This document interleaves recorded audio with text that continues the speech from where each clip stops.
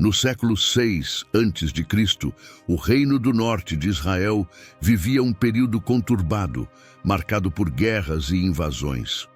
Esse contexto histórico é crucial para compreender a história de Jonas, um profeta enviado por Deus. A nação estava dividida entre o Reino do Norte, Israel, e o Reino do Sul, Judá. A instabilidade política e religiosa influenciava profundamente a vida dos israelitas, que muitas vezes se afastavam dos caminhos do Senhor. Jonas, filho de Amitai, foi chamado para uma missão que transcenderia as fronteiras de Israel, revelando a misericórdia divina até para os inimigos mais temidos. O nome Jonas, que significa pomba, carrega uma ironia significativa. As pombas são frequentemente associadas à paz e à pureza, mas a missão de Jonas envolvia a proclamação de julgamento sobre Nínive, a capital da Assíria, uma nação conhecida por sua crueldade e violência. Essa ironia reflete a complexidade da missão profética e o caráter surpreendente dos planos de Deus. O contraste entre o significado de seu nome e sua relutância em cumprir o chamado divino destaca a tensão entre a vontade humana e a soberania de Deus. O nome do pai de Jonas, Amitai, que significa verdadeiro ou fiel, adiciona uma camada adicional de profundidade à narrativa. Amitai representa a fidelidade e a verdade, características fundamentais do caráter de Deus.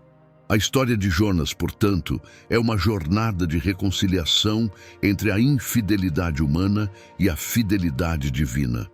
A trajetória de Jonas, desde sua chamada até sua obediência forçada, ilustra a luta constante entre a verdade divina e a resistência humana. Esse período também foi marcado pela dominação assíria sobre o Reino do Norte, um dos impérios mais poderosos e temidos da época. Os assírios eram conhecidos por sua brutalidade nas conquistas, o que tornava a missão de Jonas ainda mais desafiadora e incompreensível aos olhos dos israelitas. No entanto, Deus, em sua infinita sabedoria, escolheu enviar Jonas a Nínive, demonstrando que sua graça e misericórdia estavam disponíveis até para os mais perversos. Em um dia comum, enquanto ele estava ocupado com suas tarefas diárias, a palavra do Senhor veio a ele com uma instrução clara e direta. Veio a palavra do Senhor a Jonas, filho de Amitai, dizendo: "Levanta-te, vai à grande cidade de Nínive e clama contra ela, porque a sua malícia subiu até a minha presença." Jonas 1:2. Este chamado inesperado interrompeu a rotina de Jonas e marcou o início de uma jornada que mudaria sua vida para sempre. O chamado de Deus a Jonas começa com uma palavra poderosa e imperativa: "Levanta-te." Este termo, carregado de significado espiritual, não é apenas um convite, mas uma ordem divina. Ele representa a urgência e a importância da missão que Deus estava confiando a Jonas. A Bíblia nos mostra que quando Deus chama alguém para se levantar, é um momento de transformação e propósito. "Levanta-te, vai à grande cidade de Nínive e clama contra ela." Jonas 1:2, disse o Senhor. Este comando divino não deixava espaço para dúvidas ou hesitação, mas exigia ação imediata e resoluta. Nínive, a cidade para onde Jonas foi enviado, era conhecida por sua imensa riqueza e poder, mas também por sua extrema perversidade. A Bíblia descreve Nínive como uma cidade grande e ímpia, cuja maldade tinha chegado até Deus. A reputação de Nínive como um centro de idolatria e violência era bem conhecida entre os israelitas. Este cenário sombrio tornava a missão de Jonas ainda mais desafiadora e temida.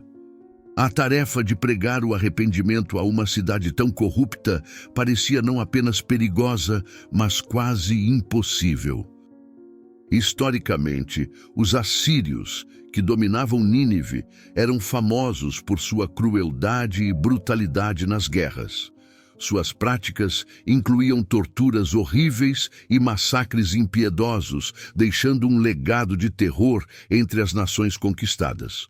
Comparar a chamada de Jonas para pregar aos assírios com os eventos históricos da época ressalta a coragem necessária para enfrentar um povo tão hostil. No entanto, Deus, em sua infinita misericórdia, escolheu mostrar compaixão mesmo para os mais cruéis, demonstrando que seu amor e graça são universais. Esse chamado desafiava Jonas a sair de sua zona de conforto e a se submeter à vontade divina, independentemente de suas próprias reservas.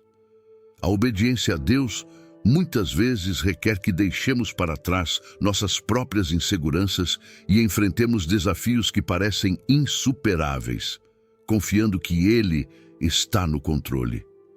No entanto, ao invés de obedecer prontamente, Jonas tentou fugir para Tarsis, mostrando sua resistência ao plano de Deus. A fuga de Jonas representa uma descida espiritual, uma tentativa de evitar o confronto com seus próprios medos e preconceitos. Ele escolheu Jope, um porto no Mediterrâneo, como ponto de partida para sua fuga, embarcando em um navio com destino oposto ao que Deus havia ordenado. Esta cidade, possivelmente localizada na Espanha atual, representava para Jonas um refúgio distante, um lugar onde ele poderia escapar do propósito divino. Sua tentativa de fugir para Tarsis simboliza a resistência humana diante dos planos de Deus. Mas Jonas se levantou para fugir da presença do Senhor para Tarsis. Jonas 1:3, revelando a profundidade de sua relutância e desobediência. Jope, o porto de onde Jonas partiu, era um local importante na narrativa bíblica. Era um dos principais portos da antiga Palestina, facilitando o comércio e as viagens marítimas. Ao escolher Jope como ponto de partida, Jonas simboliza a tentativa de usar os meios humanos para escapar do plano divino. No entanto, esta decisão marcou o início de uma série de eventos que demonstrariam a inescapável soberania de Deus sobre a vida de Jonas. Enquanto Jonas tentava escapar da missão divina, uma grande tempestade se abateu sobre o navio que o levava a Tarsis. Esta tempestade não era uma ocorrência natural, mas uma intervenção direta de Deus, mostrando que sua vontade não pode ser ignorada. As ondas violentas e os ventos furiosos foram enviados para chamar a atenção de Jonas e dos marinheiros. A Bíblia descreve essa cena com intensidade. Mas o Senhor lançou sobre o mar um grande vento e fez-se no mar uma grande tempestade, e o navio estava para quebrar-se. Jonas 1:4. Este evento ressalta a soberania de Deus sobre a criação e sua capacidade de usar até mesmo a natureza para cumprir seus propósitos.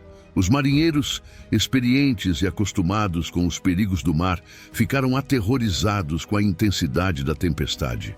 Em meio ao caos, eles começaram a clamar cada um ao seu Deus, buscando desesperadamente uma maneira de salvar o navio e suas vidas.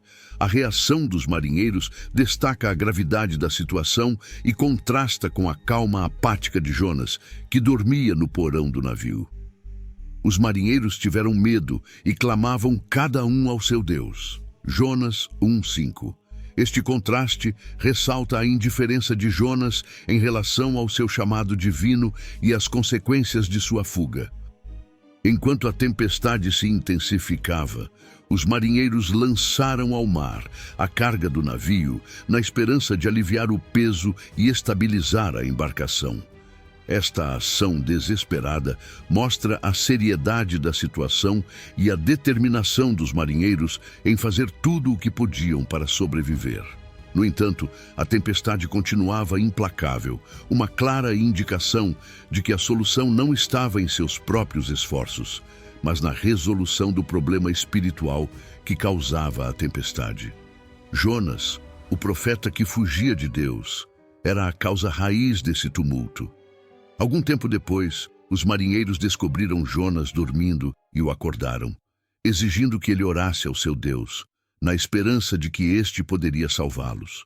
Acordar Jonas simboliza um momento de confrontação espiritual, onde ele não poderia mais evitar a realidade de sua desobediência. O que tens, ó dorminhoco? Levanta-te e clama ao teu Deus. Jonas 1:6. Este chamado à oração enfatiza a necessidade de Jonas de enfrentar sua responsabilidade e o poder da oração em meio à adversidade. Quando os marinheiros lançaram sortes para descobrir a causa da tempestade, a sorte caiu sobre Jonas, revelando-o como o culpado.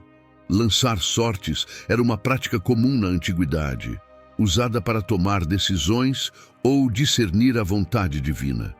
Consistia em lançar objetos, como pedras, ossos ou pedaços de madeira, que tinham marcas ou símbolos. O resultado era então interpretado como uma mensagem ou resposta de Deus. Essa prática era vista como uma maneira de buscar orientação divina, acreditando-se que Deus controlava o resultado das sortes, revelando sua vontade através delas. Na Bíblia, há várias menções ao uso de sortes para tomar decisões importantes. Por exemplo, os israelitas usaram sortes para dividir a terra de Canaã entre as tribos. Josué 18:10, e os discípulos lançaram sortes para escolher Matias como apóstolo para substituir Judas Iscariotes. Atos 1:26. No caso de Jonas, os marinheiros lançaram sortes para identificar quem era o responsável pela tempestade que enfrentavam, e a sorte caiu sobre Jonas, revelando-o como o culpado. Este momento de revelação foi crucial, pois forçou Jonas a confessar sua identidade e a verdade sobre sua fuga de Deus. Disse-lhes: Eu sou hebreu e temo ao Senhor, o Deus do céu, que fez o mar e a terra seca. Jonas 1:9. A confissão de Jonas e a admissão de sua culpa foram passos necessários para a resolução da tempestade, mostrando que enfrentar a verdade e reconhecer nossas falhas é essencial para a redenção. Os marinheiros, aterrorizados pela revelação de Jonas, perguntaram o que deveriam fazer para acalmar a tempestade. A resposta de Jonas foi direta e surpreendente. Ele instruiu os marinheiros a lançá-lo ao mar, reconhecendo que a tempestade era uma consequência direta de sua desobediência. Levantai-me e lançai-me ao mar, e o mar se aquietará. Jonas 1:12. Este ato de autossacrifício simboliza a aceitação de Jonas de sua culpa e a necessidade de se submeter à vontade divina. Os marinheiros, inicialmente relutantes, finalmente cederam e lançaram Jonas ao mar.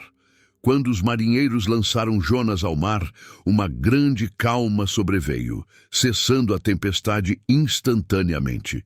Este evento dramático serviu como um testemunho poderoso da soberania de Deus, não apenas para Jonas, mas também para os marinheiros que testemunharam o milagre. Este ato final de obediência de Jonas, apesar de relutante, mostrou que Deus estava no controle absoluto de todos os eventos. E levantaram a Jonas e o lançaram ao mar, e cessou o mar da sua fúria. Jonas 1:15. A tempestade e sua subsequente calmaria eram sinais claros da presença divina e da necessidade de Jonas de se submeter à vontade de Deus. Os marinheiros, profundamente impressionados com o milagre que acabavam de presenciar, ofereceram sacrifícios e fizeram votos ao Senhor, reconhecendo sua grandeza e poder. Este momento de conversão dos marinheiros destaca a universalidade da mensagem de Deus, que alcança não apenas os israelitas, mas também os gentios. E temeram os homens ao Senhor com grande temor, e ofereceram sacrifícios ao Senhor e fizeram votos. Jonas 1:16. A história de Jonas, portanto, não é apenas sobre o profeta e Nínive, mas também sobre como Deus pode usar qualquer situação para demonstrar sua glória e atrair pessoas a si. Após ser lançado ao mar pelos marinheiros, Jonas foi engolido por um grande peixe designado por Deus. Este evento, que poderia ser visto como um castigo, foi na verdade uma expressão da misericórdia divina, dando a Jonas a oportunidade de refletir sobre suas ações e buscar arrependimento. Preparou, pois, o Senhor um grande peixe para que tragasse a Jonas. E esteve Jonas 3 dias e 3 noites nas entranhas do peixe. Jonas 1:17. Este período no ventre do peixe simboliza uma jornada de introspecção e transformação espiritual, preparando Jonas para cumprir sua missão com um novo entendimento do propósito divino. Os 3 dias e 3 noites que Jonas passou no ventre do peixe são ricos em simbolismo bíblico. Este período de confinamento e escuridão é frequentemente associado a um tempo de prova e preparação. Jesus, em Mateus 12:40, faz uma conexão direta entre a experiência de Jonas e sua própria ressurreição, dizendo: porque, assim como Jonas esteve 3 dias e 3 noites no ventre do grande peixe, assim estará o Filho do Homem 3 dias e 3 noites no coração da terra. Esta ligação tipológica ressalta a importância do sacrifício e do renascimento espiritual na narrativa de Jonas. Aqui vale uma ressalva importante. Se você está gostando do conteúdo, considere se inscrever no canal e deixar seu like para que o YouTube continue nos recomendando. E voltamos para o vídeo. Dentro do peixe, Jonas ofereceu uma oração de arrependimento e louvor a Deus, reconhecendo sua soberania e misericórdia. Ele clamou por salvação e expressou sua gratidão pela graça divina. Na minha angústia, clamei ao Senhor e Ele me respondeu. Do ventre do inferno gritei, e tu ouviste a minha voz. Jonas 2:2. Esta oração é um cântico de desespero e esperança, refletindo a jornada emocional e espiritual de Jonas, desde a desobediência até a reconciliação com Deus. A sinceridade de sua oração mostra que, mesmo nos momentos mais sombrios, Deus ouve e responde aos clamores de seus filhos. A experiência de Jonas no ventre do peixe também serve como um lembrete da fidelidade de Deus em ouvir e responder às orações de arrependimento. Mesmo quando Jonas tentou fugir de sua presença, Deus permaneceu fiel, providenciando um meio para sua redenção. Mas eu te oferecerei sacrifícios com a voz do agradecimento. O que votei, pagarei. Do Senhor vem a salvação. Jonas 2:9. Este compromisso renovado de Jonas em servir a Deus destaca a importância do arrependimento genuíno e da submissão à vontade divina. Após a experiência transformadora no ventre do peixe, o Senhor ordenou ao peixe que vomitasse Jonas na terra seca. Dessa forma, Jonas foi vomitado na praia, pronto para uma nova fase de sua vida. Este renascimento simboliza uma segunda chance dada por Deus, um novo começo para cumprir a missão divina. Falou, pois, o Senhor ao peixe, e ele vomitou a Jonas na terra seca. Jonas 2:10.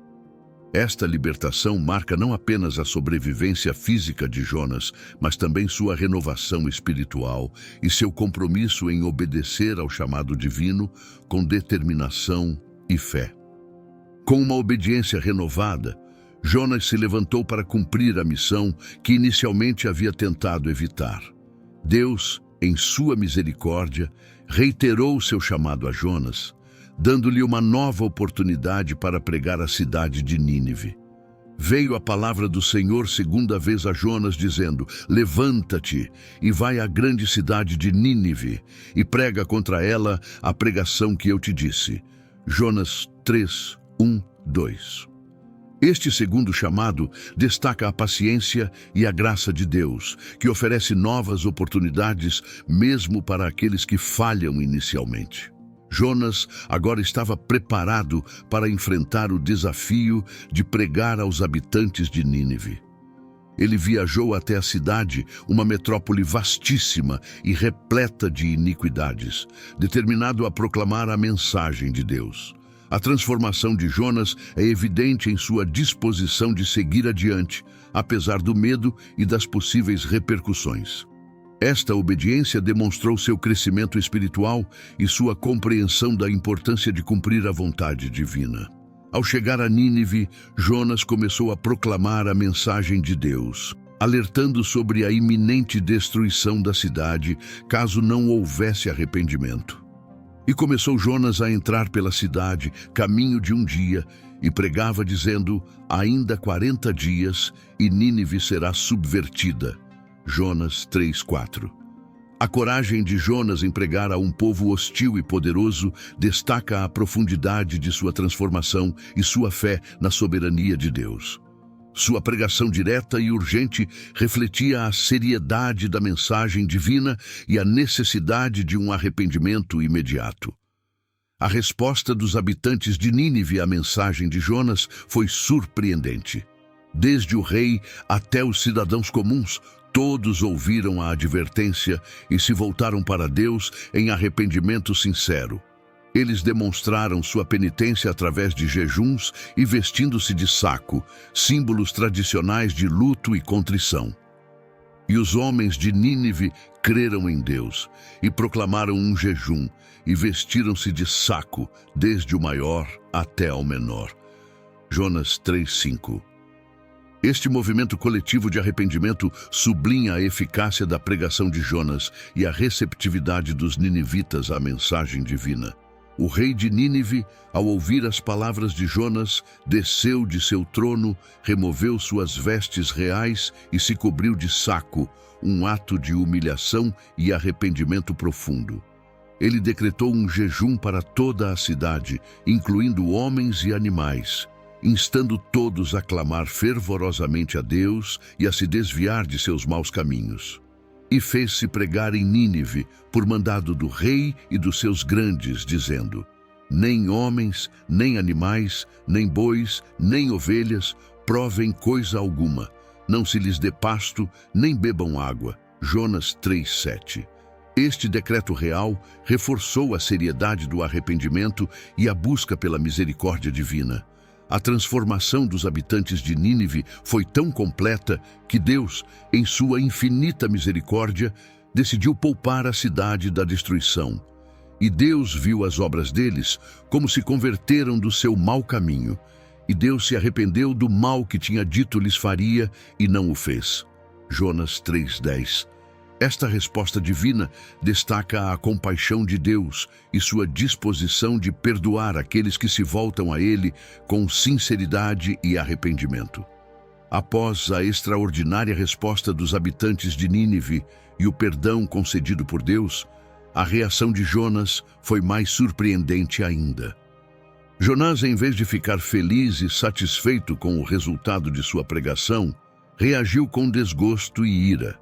Ele havia esperado que a cidade fosse destruída como um justo julgamento pelos seus pecados. Em vez disso, testemunhou a misericórdia divina em ação. A Bíblia cita: isso desagradou a Jonas extremamente e ele ficou irado. Jonas 4:1. Sua reação revela uma luta interna com a compaixão de Deus, destacando a tensão entre a justiça e a graça que permeia toda a narrativa. Jonas expressou seu descontentamento diretamente a Deus, revelando que ele tinha antecipado tal desfecho desde o início. Por isso me preveni, fugindo para Tarsis, pois sabia que és um Deus piedoso e misericordioso, tardio em irar-se e grande em benignidade, e que te arrependes do mal. Jonas 4:2. Esta confissão de Jonas mostra seu conhecimento profundo do caráter de Deus, mas também sua resistência em aceitar a amplitude da misericórdia divina. Ele lutava com a ideia de que até mesmo os piores pecadores poderiam encontrar perdão. Em sua frustração, Jonas pediu a Deus para tirar sua vida, preferindo a morte a ver a salvação de Nínive. Agora, ó Senhor, tira a minha vida, pois melhor me é morrer do que viver. Jonas 4:3. Esta declaração dramática revela o profundo conflito interno de Jonas, que não conseguia conciliar seu desejo de justiça com a realidade da graça divina. A angústia de Jonas reflete uma luta comum entre os fiéis. A dificuldade de aceitar a abrangência do amor e da misericórdia de Deus. Deus respondeu à raiva de Jonas com uma pergunta calma e incisiva. Fazes bem que assim te ires? Jonas 4:4. Esta pergunta não apenas desafiou Jonas a refletir sobre sua atitude, mas também abriu uma porta para uma lição profunda sobre compaixão e empatia.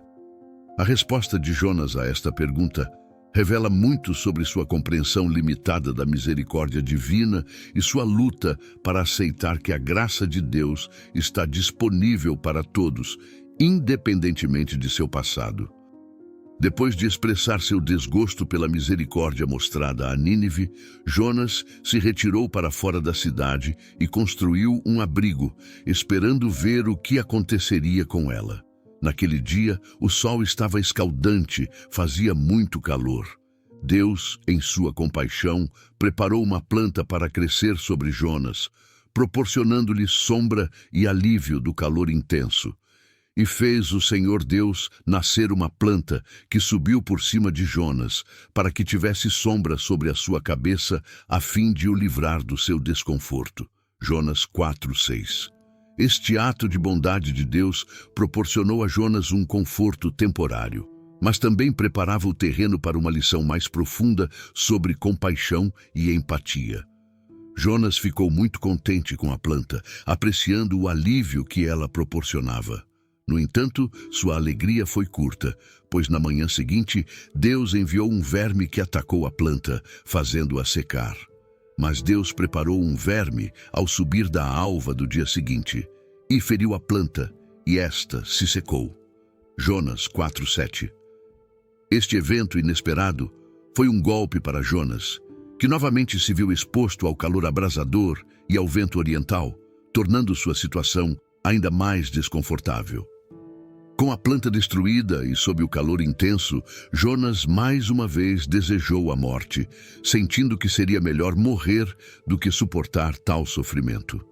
E aconteceu que, ao nascer do sol, Deus preparou um vento oriental calmoso. E o sol feriu a cabeça de Jonas, de maneira que desfalecia, e desejou com toda a sua alma morrer, dizendo: melhor me é morrer do que viver. Jonas 4:8. Esta reação extrema de Jonas destaca seu estado emocional tumultuado e sua luta para aceitar as ações de Deus. Deus então confrontou Jonas com uma pergunta desafiadora, destacando a sua compaixão pela planta, enquanto ignorava a importância da misericórdia divina para Nínive. Então disse Deus a Jonas: é razoável essa tua ira por causa da planta? E ele disse: é justo que eu me enfade até à morte. Jonas 4:9. A resposta de Jonas revela sua incapacidade de ver além de seu próprio sofrimento e reconhecer a maior lição que Deus estava tentando ensinar sobre compaixão e empatia. Deus usou a planta e o verme para ilustrar a importância da misericórdia e da compaixão, não apenas para Jonas, mas também para toda a cidade de Nínive. Ele explicou que, assim como Jonas se preocupava com a planta, Deus se preocupava com os habitantes de Nínive, uma cidade cheia de pessoas que não sabiam discernir entre a mão direita e a esquerda e muitos animais. E disse o Senhor: tiveste compaixão da planta, e não hei de eu ter compaixão da grande cidade de Nínive, em que há mais de 120.000 pessoas que não sabem discernir entre a sua mão direita e a sua mão esquerda, e também muitos animais? Jonas 4:10, 11. Esta comparação sublinha a diferença entre a perspectiva limitada de Jonas e a vasta misericórdia de Deus. A história de Jonas culmina com uma reflexão profunda sobre a misericórdia e a compaixão de Deus, desafiando o profeta a reavaliar sua própria compreensão desses atributos divinos. Deus usou a planta e a experiência de Jonas para ensinar uma lição poderosa sobre a importância de se preocupar com todos os seres humanos, independentemente de seus pecados ou de suas falhas. E disse o Senhor: tiveste compaixão da planta, e não hei de eu ter compaixão da grande cidade de Nínive? Jonas 4, 10, 11. Esta pergunta retórica deixa claro que a compaixão divina não tem limites e que Deus deseja que todos venham ao arrependimento. O final da história de Jonas nos deixa com uma poderosa mensagem teológica sobre a natureza de Deus e sua relação com a humanidade. A misericórdia de Deus, que abrange até mesmo os piores pecadores, é um tema central que ressoa através de toda a narrativa. A relutância de Jonas em aceitar essa misericórdia para Nínive serve como um lembrete de nossas próprias falhas em compreender plenamente a graça divina. A história nos desafia a refletir sobre nossas atitudes e a estender a mesma compaixão que Deus demonstra a nós. A narrativa de Jonas é frequentemente conectada à teologia do Novo Testamento, onde a graça e a redenção são oferecidas a todos os que creem.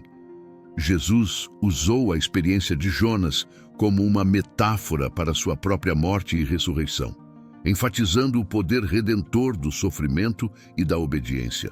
Porque assim como Jonas esteve 3 dias e 3 noites no ventre do grande peixe, assim estará o Filho do Homem 3 dias e 3 noites no coração da terra. Mateus 12:40. Esta conexão tipológica ressalta a continuidade da mensagem de salvação de Deus através de toda a Bíblia. Assim como Jonas lutou para aceitar a compaixão de Deus por Nínive, muitas vezes também somos rápidos em julgar e lentos em perdoar. A narrativa nos desafia a refletir sobre como podemos ser mais compassivos e prontos para perdoar, seguindo o exemplo de Deus.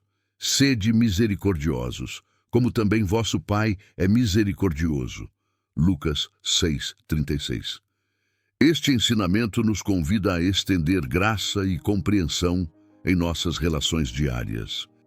Comparar a história de Jonas com nossas próprias experiências de fé pode trazer insights valiosos. Muitas vezes, como Jonas, podemos nos encontrar fugindo dos chamados de Deus, seja por medo, dúvida ou desobediência. No entanto, a narrativa nos encoraja a confiar na sabedoria divina e a aceitar sua orientação, mesmo quando não entendemos completamente os planos de Deus. A história de Jonas nos lembra que Deus está sempre presente, pronto para nos guiar de volta ao seu caminho, independentemente de quão longe possamos nos desviar. Por fim, a história de Jonas nos desafia a considerar como podemos ser agentes de mudança em nosso mundo. A pregação de Jonas levou ao arrependimento e à transformação de uma cidade inteira.